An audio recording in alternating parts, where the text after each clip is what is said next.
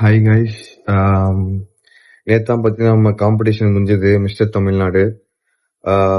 இப்ப என்ன கதைனா, ரெண்டு நியூஸ் இருக்கு. ஒரு குட் நியூஸ், இன்னொன்று வந்து பார்த்தீங்கன்னா ஒரு பேட் நியூஸ். பேட் நியூஸ்னு சொல்ல முடியாது, ஸோ அதுவும் ஒரு ப்ராசஸ் தான். ஸோ இப்போ குட் நியூஸ் என்னன்னு பார்த்தீங்கன்னா, நேற்று நடந்தது வந்து பார்த்தீங்கன்னா மிஸ் இந்தியா செலெக்ஷன் ப்ராசஸ் அது. அதாவது இதில் நம்ம கோல்டு அண்ட் சில்வர் பண்ணால் நம்ம வந்து மிஸ் இந்தியா வந்து பார்ட்டிசிபேட் பண்ணலாம். ஸோ அது குட் நியூஸ்.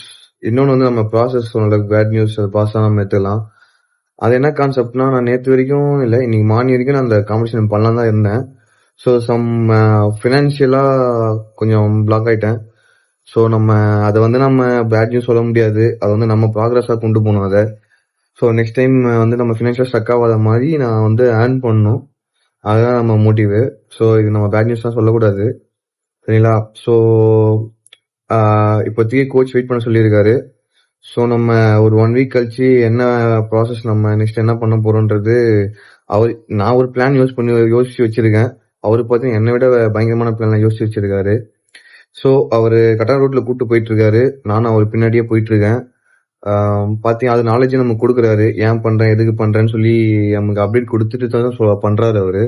ஸோ மற்ற மாதிரி பிளைண்டா கூட்டு போயிட்டு இதை பண்ணு அதை பண்ணுலாம் அவர் சொல்ல. ஸோ எல்லாமே ப்ராப்பரா போயிட்டு இருக்கு.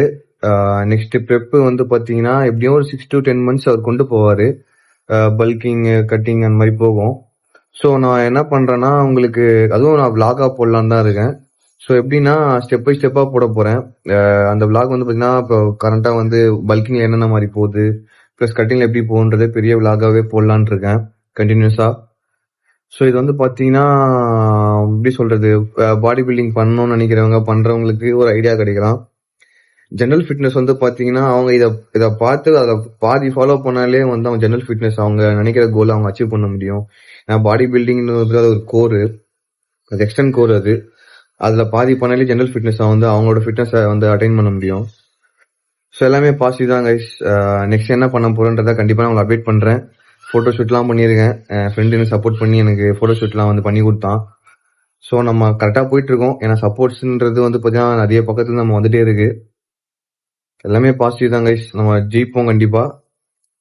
5 yearsல நான் ஒரு பிளான் பண்ணி வச்சிருக்கேன், அது கண்டிப்பா நடந்துரும் நினைக்கிறேன்.